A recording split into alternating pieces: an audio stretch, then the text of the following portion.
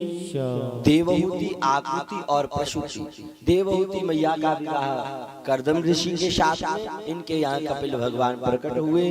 यहाँ पर भागवत में देवहूति और कपिल उपाख्यान आता है, जिसमें देवहूति मैया अपने प्रश्न करती है और कपिल भगवान जवाब देते। चल रे हंसा अमर लोक को, यहाँ कोई नहीं है तेरा, जग वालों का हुआ अंधेरा, अब अपना हुआ सवेरा। इस संसार में जब तक हम तुम अपने आप को नहीं समझ पाएंगे, तब तक हमारे जीवन में अंधेरा ही बना रहेगा। उसके बाद दूसरी पुत्री हुई आकृति। आकृति का विवाह रुचि प्रजापति के साथ संपन्न हुआ। तीसरी पुत्री थी जिसका नाम था देवहूति, आकृति और प्रसूति। प्रसूति मैया का विवाह राजा दक्ष के साथ में संपन्न कराया गया। दक्ष के जीवन में एक बड़ी गलती थी। दक्ष हर समय मैं करता था। मैं ये कर दूंगा, मैं वो कर दूंगा, मैंने घर बनवा दिया, मैंने वो कर दिया, मैंने दान कर दिया, मैंने गौ माता दान कर दी, मैंने भागवत करा दी, मैंने ब्राह्मणों को भोजन करा दिया। दक्ष हर समय मैं करता रहता था। जिन लोगों के जीवन में ज्यादातर ये मैं शब्द आता है, उनको अभिमान आ जाता है। कभी भी जो आपने किया है उसे कभी कहो मत कि मैं ये कर रहा हूँ, मैंने ये कर, नहीं, कुछ नहीं। आप कौन हो करने वाले, मैं कौन हूँ करने वाला। हो यही सोई जो राम रचि राखा, को करे तर्क बढ़ावे साखा। वही होता है जो भगवान लिख देता है। तो दक्ष और प्रसूति मैया के यहाँ 60 कन्याओं ने जन्म लिया, जिनमें 13 कन्याओं का विवाह कश्यप ऋषि के साथ में हुआ। 27 कन्याओं का विवाह चंद्रमा के साथ में हुआ और 10 कन्याओं का विवाह धर्मराज के साथ में संपन्न हुआ। उसके बाद 2 कन्याएं हैं, स्वाहा और स्वदाहा। स्वाहा नाम की कन्या का विवाह यज्ञ नारायण भगवान के साथ में हुआ। आप जब हवन करते हैं तो स्वाहा बोलते हैं ना, तो वो यज्ञ नारायण भगवान की पत्नी है। लेकिन आजकल तो यज्ञ करने का पूरा तरीका ही बदल गया। यज्ञ करने का तरीका कैसा बदल गया। यज्ञ कर रहे कोई तो इतनी जल्दी में होता है, महाराज जी 5 आहुति हमें दे लो, ठाड़े ठाड़े यज्ञ में आहुति देके भाग। यानी कि यज्ञ नारायण भगवान पर एहसान कर गए। नहीं, यज्ञ का अर्थ ही शांति है। यज्ञ का अर्थ ही शनै शनै धीरे धीरे प्रेम से करो। यज्ञ की जो सामग्री होती है ना, वो सामग्री यज्ञ कुंड से बाहर नहीं फैलनी चाहिए। और यज्ञ हमेशा इस मुद्रा में किया जाता है। लेकिन आजकल तो हम तो भूत यज्ञ करते हैं, ऐसे भरते और फेंक देते हैं, ऐसे भरते फेंक देते हैं। 2 यज्ञ होते हैं, एक तो देव यज्ञ और एक भूत यज्ञ। अगर ऐसे आप हवन कर रहे हो तो देवताओं का यज्ञ कर रहे हो, और ऐसे अगर हवन कर रहे हो तो भूतों का यज्ञ कर रहे हो। आपने टीवियों में देखा होगा भूत प्रेत का जो स्वाहा फेंक देते हैं, तो आपने ऐसे नहीं करना है। तो स्वाहा नाम की कन्या का विवाह यज्ञ नारायण के साथ में। एक और कन्या थी जिसका नाम था स्वदाहा। आप जब अपने पूर्वजों के लिए यज्ञ करते हैं तब आप स्वाहा नहीं बल्कि स्वदाहा बोलते हैं। पंडित जी महाराज बताते होंगे कि अब की बार आपके पितरों के लिए आहुति है तो आप स्वदाहा बोले, स्वाहा न बोले। उसके बाद एक कन्या और है जिसका नाम है माता सती। सती मैया, सती मैया का विवाह अवगढ़दानी महादेव बाबा के साथ में संपन्न हुआ। महादेव बाबा और सती मैया विराजमान है। एक बार मैया का और महादेव बाबा का मन हुआ कि हम कथा सुनने चाहिए। महादेव पूरा का पूरा समुद्र है और कभी कभी समुद्र भी प्यासा हो जाता है। आज महादेव के मन में इच्छा जग रही है कि मैं कहीं कथा सुनने जाऊं। एक बात बताऊं, आपके पास सब कुछ है, फिर भी आप ये समझिए कि हमारे पास कुछ नहीं, हम खाली हैं। जब तक हमारे पास हमारा माधव नहीं है, तब तक हमारे पास कुछ भी नहीं। संपत्ति, घर, बेटा, बेटी, ये होना नहीं है, माधव का होना होता। महादेव के पास सब कुछ है, फिर भी महादेव आज कथा सुनने के लिए जा रहे हैं।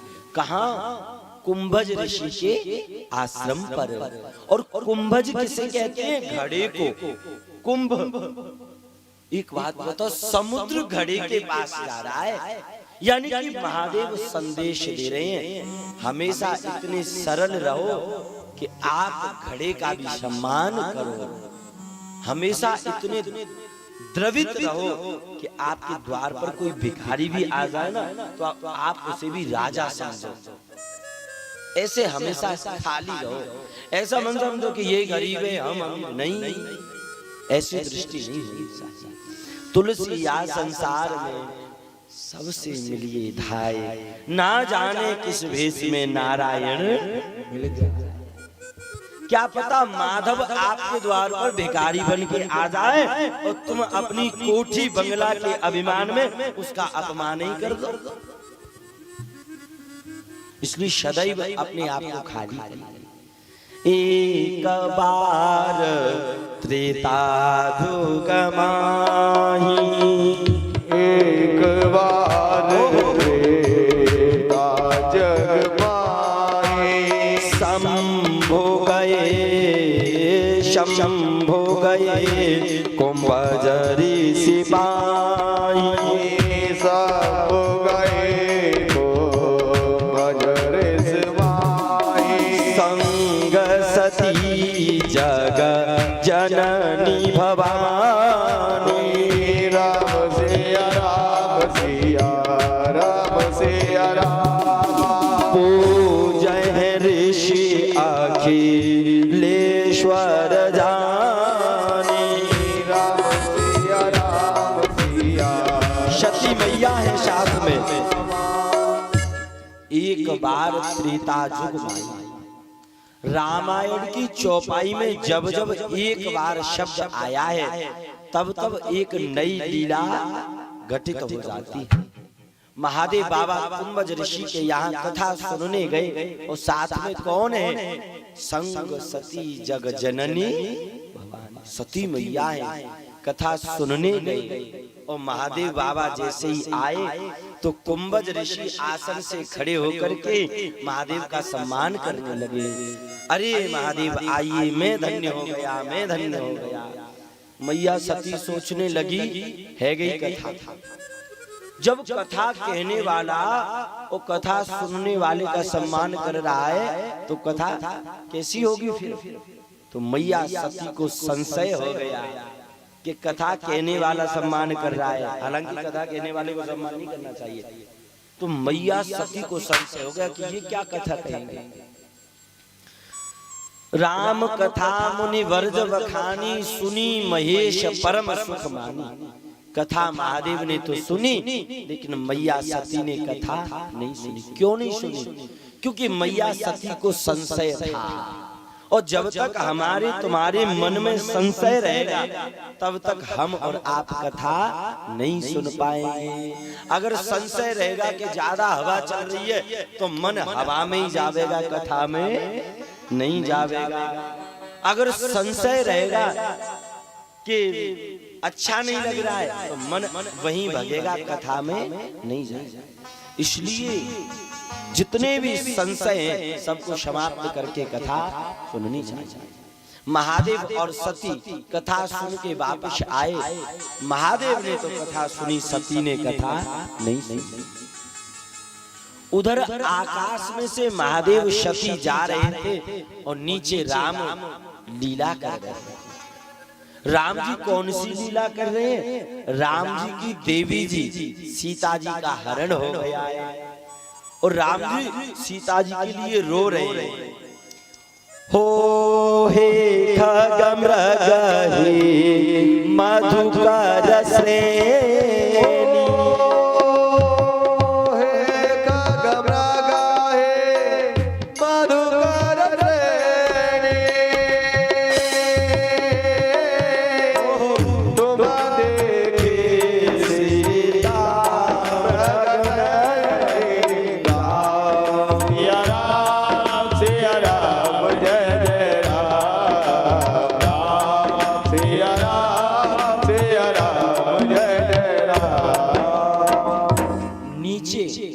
राम जी सीते शीते लताओं से पताओं से सबसे पूछ रहे हैं, अरे खग तुमने मेरी सीता को देखा है क्या? अरे मृग मेरी सीता आश्रम में थी, वो पता नहीं कहाँ चली गई। तो सती मैया बोली कि ये भगवान नहीं है, ये तो कोई साधारण पुरुष है। क्यों?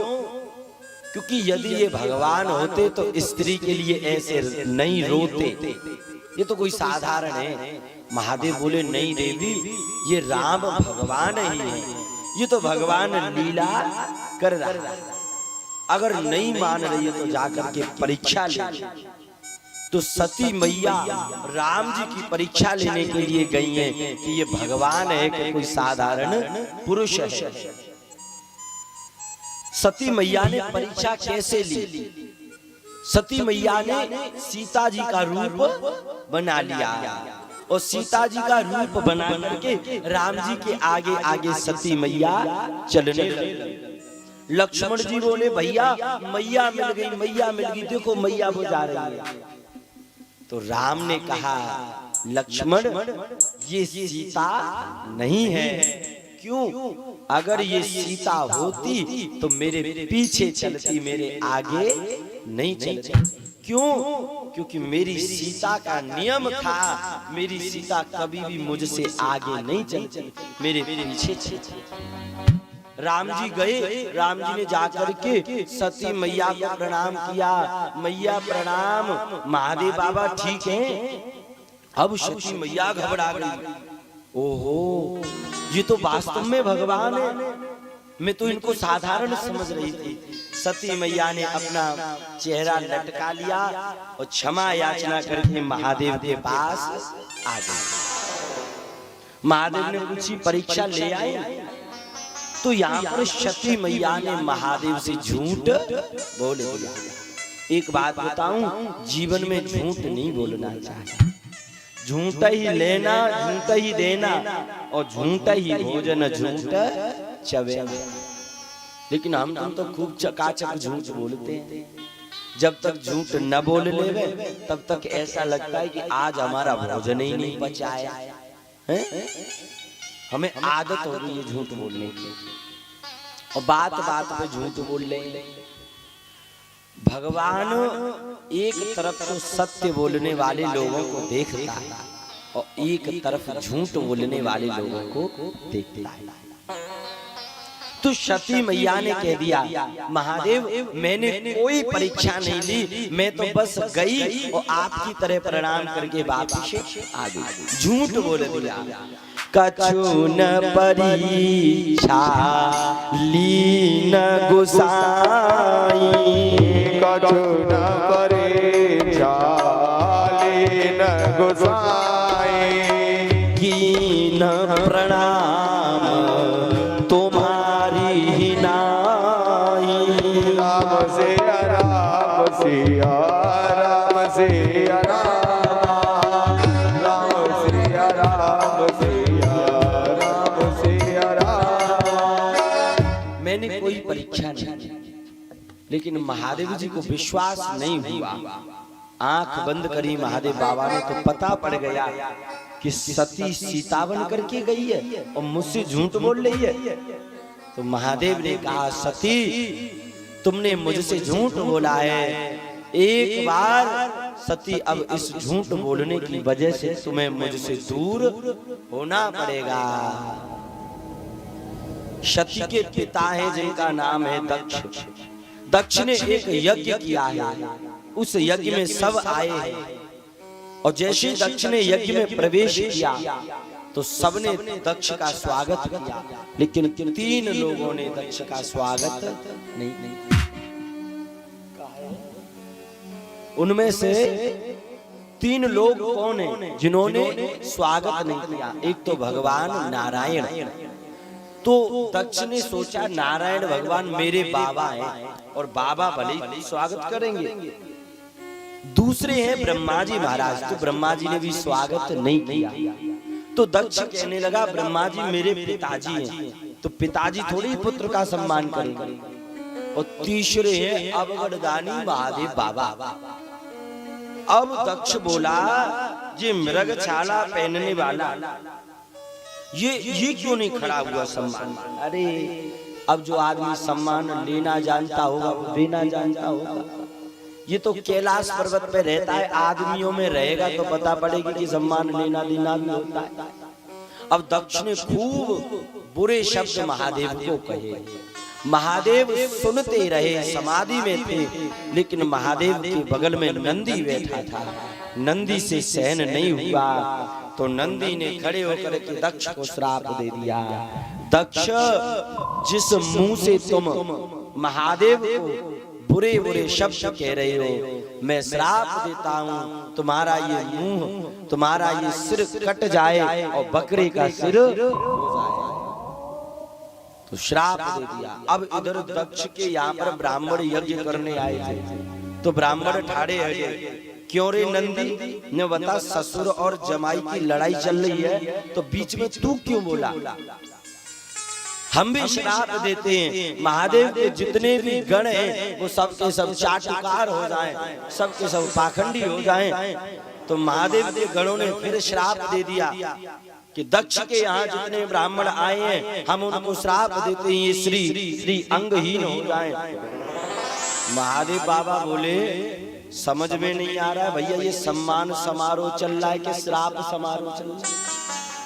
एक एक करके सबके सब श्राप देते जा रहे हैं, श्राप देते जा रहे हैं। महादेव बाबा वहां से खड़े होकर के चले गए और नंदी महाराज भी वहां से खड़े होकर के चले गए। वहीं से महादेव बाबा की और दक्ष की लड़ाई तनातनी प्रारंभ हो गई। अब की बार दक्ष ने एक और यज्ञ किया, सबको न्योता दिया, लेकिन महादेव को निमंत्रण नहीं दिया। सती मैया ने जिद करी, नहीं महादेव मैं तो जाऊंगी, मैं तो जाऊंगी। महादेव ने मना किया, बिना बुलाए जाओगी तो अपमान मिलेगा, बिना बुलाए जाना है तो भागवत में जाइए।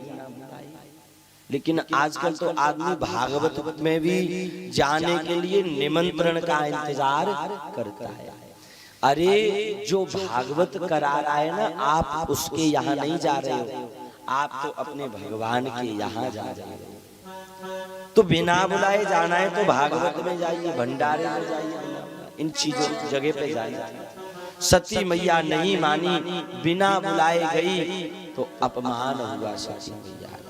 सती जाए देखो जब जागा और कतहु न दीख शंभु कर भागा। सादर भली मिली एक माता और भगनी मिली बहुत मुस्काता।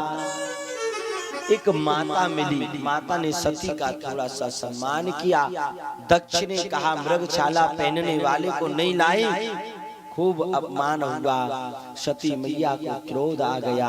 सती मैया हवन कुंड के पास में गई और पिताजी से कहा, पिताजी आपने महादेव का अपमान किया है, पिताजी आपके शरीर में महादेव के लिए कपट है और आपके शरीर के द्वारा ये शरीर मुझे मिला है। ऐसे शरीर को मैं ग्रहण नहीं करूंगी जिस शरीर में महादेव से कपट हो। पिताजी तुमने महादेव के बिना यज्ञ करना चाहा है, तुम्हारा ये यज्ञ संपन्न नहीं होगा। ऐसा कहते हुए सती मैया गई और जाकर के हवन कुंड में समाहित हो गई। सती मैया की और सभी देवता वहां से भाग गए, अफरा तफरी मच गई। महादेव को पता पड़ा तो महादेव ने अपनी जटाओं का बाल खोल दिए। एक बाल खोल दिया, वीरभद्र नाम का राक्षस प्रकट हो गया।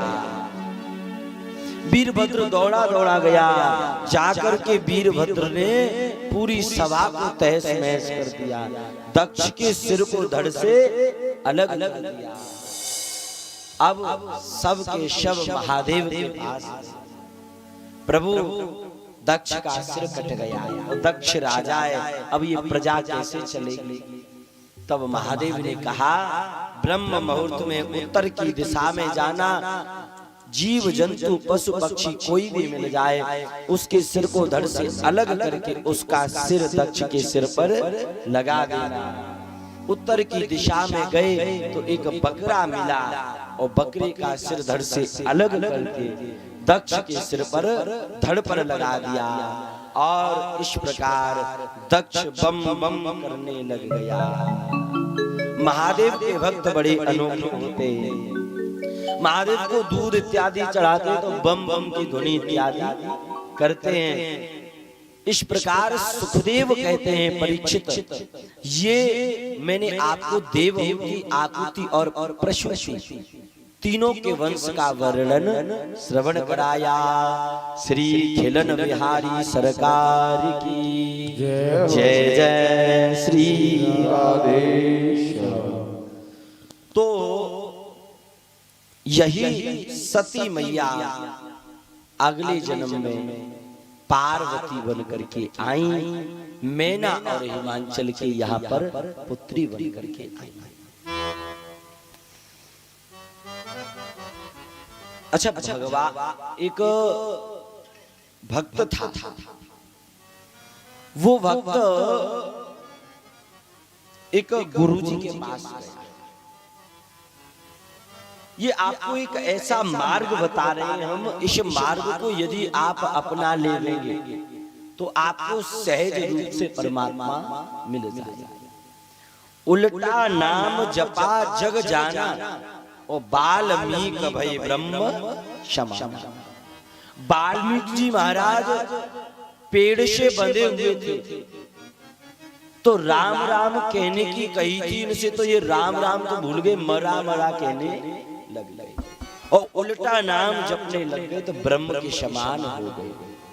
ऐसे एक गैया चराने वाला था, गैया चराता डोलता था तो उसका मन होगा कि हमारा जीवन ऐसे ही निकल गया, हमने किसी से गुरु दीक्षा नहीं, हमें गुरु दीक्षा नहीं।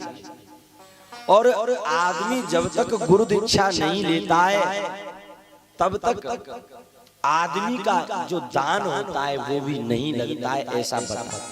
अच्छा, आप में से किसने गुरु दीक्षा ले लिया? हाथ उठाना। हाँ, गुरु दीक्षा लेना बड़ा जरूरी होता है। तो वो गैया चराने वाला आदमी सोचने लगा कि भाई हम गैया चराने वाले गवार ग्वारिया हैं, जब तक हम गुरु दीक्षा नहीं लेवेंगे तब तक हमारा दान पुण्य नहीं लगेगा, हमें परमात्मा नहीं मिलेगा। तो वो एक गुरुजी के पास गया और जाकर के कही कि गुरुजी महाराज हमें दीक्षा दे दीजिए। अब गुरुजी ने पूछा कि क्या करते हो? कि बोले गैया चराते हैं। तो गुरुजी ने कहा गैया चरावे वालो है, ग्वार गवारी आए, अगर जाए इतनो मोटो बड़ो मंत्र दे दो तो भूल जावे, जाए कुछ छोटो सो मंत्र दे दो ताते जाए याद तो रहे। तो गुरुजी ने मंत्र दे दिया गोपाल, कान में मंत्र दे दिया कि बेटा इस मंत्र का खूब जाप करना।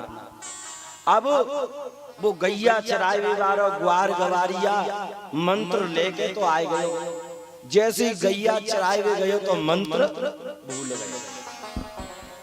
अब सोच में लगो गुरुजी ने मंत्र दयो हम भूल गए, अब क्या करें? तो अगर गुरुजी के पास जावेंगे दोबारा पूछेंगे तो गुरुजी क्या कहेंगे? पहले दिन ही में भूल गए। अब सोचने लगा मंत्र कछु ऐसे था, गा गैया पे था, तो इसे गोपाल तो याद नहीं आया, गप्पू याद आ गया। अब याद आ गया गप्पू गप्पू गप्पू गप्पू जपने लग। अब ये वो मंत्र जपने लग गया, गप्पू गप्पू गप्पू गप्पू गप्पू। उधर लक्ष्मी मैया भगवान श्री हरि के चरण दबा रही थी। तो लक्ष्मी जी ने पूछी प्रभु जी ग्वार गवारिया कौन कौन नाम जप रहे हो, कौन की माला कर रहे हो? भगवान नारायण बोले जी हमारे नाम की माला जप रहे हो। लक्ष्मी जी बोली तुम्हारा नाम गप्पू कबते पड़ गया भाई, और तुम्हारे नाम का विष्णु सहस्त्र नाम है जिसमें 1000 नाम है तुम्हारे, मैंने वो पूरा पढ़ लिया, गप्पू नाम तो उसमें कहीं है ही नहीं तुम्हारा। फिर ये गप्पू नाम कैसे पड़ गया तुम्हारा? तो भगवान नारायण बोले लक्ष्मी जी तुम खुद ही जाकर के उससे पूछ लो हमारा घर का नाम कैसे पड़ा। तो लक्ष्मी जी ने क्या किया, एक बूढ़ी मैया का रूप बना लिया। अब बूढ़ी मैया का रूप बना करके लक्ष्मी जी व गैया चरावे वाले के जोरे गई और जाके पूछी, चोरे लाला तू कौन को नाम जप रहे हो, क्या कर रहे हो। अब गैया चरावे वालों गप्पू गप्पू गप्पू गप्पू गप्पू जप रहा है और बोला तुम तो जाओ गप्पू गप्पू। अब नहीं बोला, फिर कहा भैया लाला न्यों तो बता जी कौन को नाम जप रहे हो। तो बोला गप्पू गप्पू गप्पू गप्पू। अब लक्ष्मी जी बड़ी परेशान हो गई कि बता ही नहीं रहा ये कौन का नाम है। तो लक्ष्मी जी ने फिर पूछा भैया बता तो दे जी कौन को नाम है। सो ग्वार गवारिया गुस्सा आएगी, तुम्हारे खसम को नाम जप रहे हूँ, कहा करोगी बताओ। अब लक्ष्मी जी महादेव हाजी दौड़ी दौड़ी नारायण की जोरे, प्रभु बस पतो पड़ गई, पतो पड़ गई। कहा हाँ पतो पड़ गई, तुम्हारो ही नाम है गप्पू। क्यों? बोले वो ही कह रहे हो कि तुम्हारे। तो भगवान नारायण बोले तो समझ गई हमारा नाम गप्पू भी है। तो लक्ष्मी जी बोली चलो वो तो ठीक है, पर न्यों बताओ तुम्हारा नाम गप्पू कब पड़ा, कौन सी जगह तुम्हारा नाम ये गप्पू पड़ गया। तो भगवान नारायण भगवान कृष्ण अपनी लीलाओं को फैलाने में और अपनी लीलाओं को बटोरने में बड़े चतुर और बड़े चालाक, बड़े टेढ़े हैं। भगवान कृष्ण की एक एक लीला बड़ी स्वाद भरी। तो नारायण भगवान बोले लक्ष्मी जी तुम्हें ना पतो, एक बार हम यशोदा मैया की गोद में हमें, तो यशोदा मैया हमें माखन खवाई रही थी और माखन खवायो तो हमने गपक सीना माखन को लोना मुंह में ले लिया। मैया बोली बारे मेरे गप्पू राम, बस मेरो नाम वहीं पे गप्पू पड़ गया। तो श्री हरि की लीलाएं अनंत, इस कथा को श्रवण कराने का अर्थ क्या? अगर लक्ष्य है परमात्मा और नाम उल्टा भी है तब भी परमात्मा मिल जाए। उल्टा नाम जपा जग जाना, बाल्मीक भई ब्रह्म क्षमा। भगवान का नाम तो यदि उल्टा भी ले लिया जाए ना तब भी माधव दया कर देता है, दयालु है भगवान। बाल कृष्ण लाल की जय जय, श्री राधे श्री खाटू नरेश की जय हो। तो सुखदेव जी कहते हैं परीक्षित मैं तुमको ये भागवत कथा सुना रहा हूं, ये भागवत कथा तुम्हारी मुक्ति कर।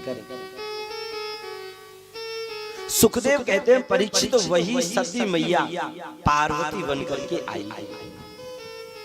एक बार क्या हुआ, स्वर्ग में एक असुर हुआ तारकासुर।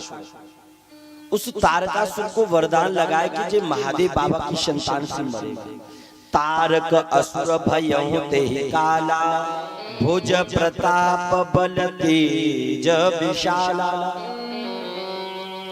तो सभी देवता महादेव बाबा के जोरे गए, बाबा बाबा जल्दी से तुम अपनो ब्याह करो। और महादेव बाबा समाधि में बैठे। अब बाबा की समाधि ये तो है नहीं कि एक दिन आ, दो दिन, 6-6 महीना। देवताओं ने खूब जगाने का प्रयास किया, बाबा नहीं जगे तो कामदेव को बुलाया गया। वो कामदेव ने आकर के बाबा को जगाने का प्रयास किया, बाबा के शरीर में काम की भावना जगाने का प्रयास किया। लेकिन जैसे ही कामदेव ने अपने बाण छोड़े महादेव को क्रोध आ गया और महादेव बाबा खड़े हो गए, डमरू बजाने लग गए। तीसरा नेत्र खोल दिया, अग्नि निकली तो कामदेव जल करके भस्म हो गए। जब सेवती सर नयन उघारा, राम सिया राम सिया राम सिया राम। चितवत काम भयउ जरि जारा, राम सिया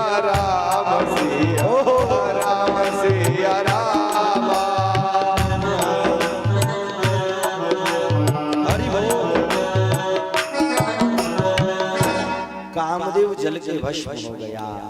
तो अब देवताओं ने महादेव से प्रार्थना करी, बाबा ये तारकासुर सबको मार देगा, बाबा तुम जल्दी से विवाह करो। महादेव बाबा बोले भैया ब्याह ऐसे थोड़े ही होते, कोई लग्न पत्रिका लिखवा के लाओ, कोई पीरी चिट्ठी ये काम करवाओ, जब तो विवाह होएगा।